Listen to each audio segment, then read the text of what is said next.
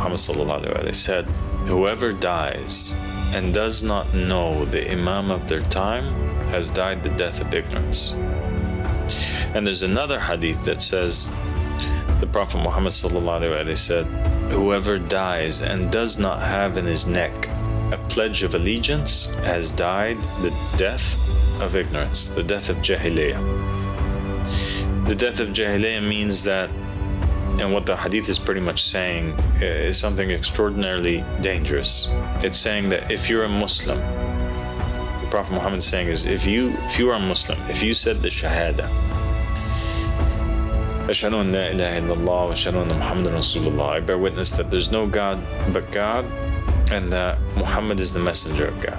If you pray 5 times a day, if you fast in the month of Ramadan, if you give charity, zakat, every year, and if you made pilgrimage to Mecca, you made Hajj, but you don't know the Imam of your time, all of that's in vain. Because it is this man, the Imam of the time, who's going to put to rest all of the matters that the people differ upon and show the people the true religion.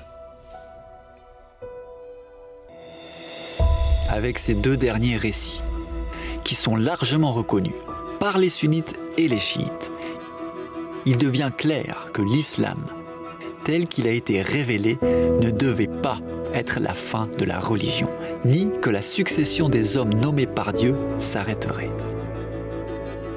Nous voyons ici que l'islam ne fait pas exception à la règle. La religion du prophète Mohammed pointe très clairement vers cette vérité selon laquelle la religion est un homme. Le prophète Mohammed a même dit « Allah enverra pour cette Ummah au début de chaque siècle celui qui renouvellera sa religion ». Comment la religion pourrait-elle être renouvelée ou ravivée si elle était parfaite et complète et n'avait pas besoin de successeur après Mohammed? Ce simple récit a de grandes conséquences. That's the duty that is upon every single believer, and that is what we say true religion is really about finding the live messenger of the time. We're saying that the Prophet Muhammad in this hadith said that there is an Imam in every time, and it is a precondition of faith that a believer finds first and foremost this man. You had to know the Imam of your time, that you had to pledge allegiance to an Imam of the time. So how do we know what is the Imam of the time? Who is the Imam of the time? Et si vous comprenez vraiment que cet homme est la seule porte vers Dieu et que seulement en passant par cette porte on peut atteindre le salut, la question qui devrait brûler dans votre cœur et votre esprit en cet instant même est: comment pouvons-nous trouver cet homme? Où est cet homme aujourd'hui? Cet homme doit être un successeur dans la ligne des successeurs de Mohammed. Comment pouvons-nous trouver cette ligne de successeurs? Où est-elle? Qui était le précédent vice-gérant de Dieu avant celui d'aujourd'hui? Vous souvenez-vous que nous avons mentionné le testament du prophète Mohammed? C'est là que vous trouverez le successeur, car c'est en réalité la seule source existante aujourd'hui sur Terre qui mentionne les successeurs de Mohammed. Et personne aujourd'hui, à part les personnes qui suivent ce testament, ne sait où se trouve l'Esprit de Dieu, dans quel homme l'Esprit de Dieu réside.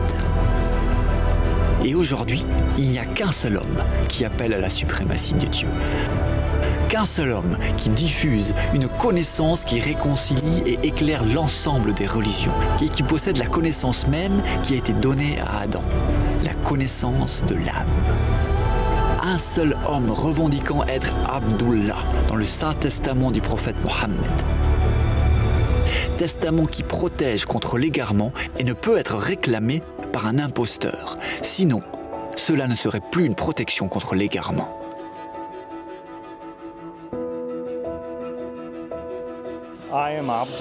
Je suis Abdullah et mon père est Ahmed al-Hassan al-Yamani.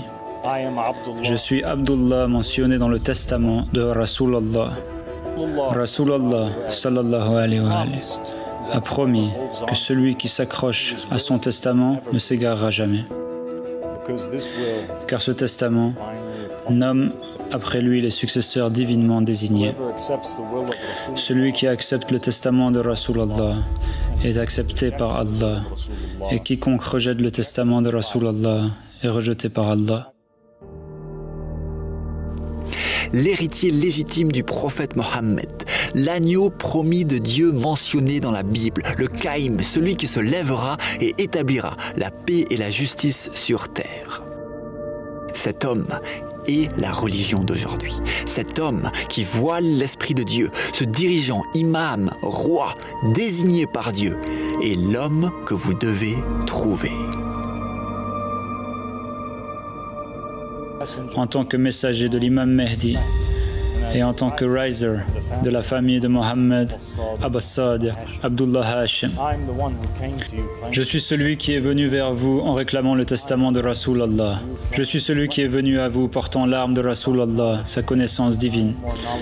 Je suis plus savant dans la Torah que les gens de la Torah, et plus savant en ce qui concerne les évangiles que les gens des évangiles, et plus savant dans le Coran que les gens du Coran. Je suis celui qui est venu à vous à une époque où le digne de confiance est démenti et le menteur est cru. Je suis celui qui est venu à vous à une époque où les femmes ressemblent aux hommes et les hommes ressemblent aux femmes. Je suis celui qui est venu à vous à une époque où les mosquées sont ornées mais vides de guidance. Je suis celui qui est venu à vous à une époque où il ne reste rien du Coran à l'exception de son écriture, et rien ne reste de l'islam à l'exception de son nom. Je suis celui qui est venu à vous à une époque où les musulmans sont appelés musulmans, et pourtant ils en sont les plus éloignés. Je suis celui qui est venu à vous à une époque où les musulmans jeûnent pendant d'autres mois que le mois de Ramadan, et déjeunent pendant le Ramadan. Je suis celui qui est venu à vous en temps de guerre et de rumeurs de guerre. Je suis celui qui est venu à vous à une époque où les savants de l'islam sont traîtres et menteurs. Je suis celui qui est venu à vous à une époque où les chefs du peuple sont les pires d'entre eux. Je suis celui qui est venu à vous à une époque où les nomades bédouins rivalisent dans la construction d'immeubles de grande hauteur. Je suis celui qui est venu à vous pendant une période de fréquents tremblements de terre, ouragans et catastrophes naturelles. Je suis celui qui est venu à vous à une époque où les femmes apparaissent nues, bien qu'elles soient habillées. Je suis celui qui est venu à vous à une époque où les nations s'appellent les unes les autres pour détruire l'islam. Je suis celui qui est venu à vous à l'époque où une année est comme un mois, et un mois est comme une semaine, et une semaine comme un jour, et un jour comme une heure. Je suis celui qui est venu à vous à une époque où les gens forniquent comme des animaux sur les routes. Je suis celui qui est venu vers vous après l'apparition du Yamani promis, l'imam Ahmed al-Hassan, de lui et la paix. Je suis celui qui est venu à vous pendant le règne du Soufiani, le roi Abdullah de Jordanie.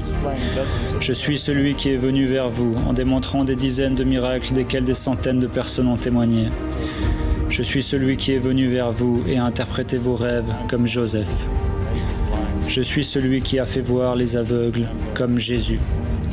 Je suis celui qui a fait disparaître la lune comme Mohammed sallallahu alayhi wa sallam. Tout cela par la seule puissance de Dieu et sa permission, sans qui personne ne peut faire quoi que ce soit. Je suis celui vers qui Dieu a guidé des centaines de personnes à travers de vrais rêves et visions qu'ils ont eus.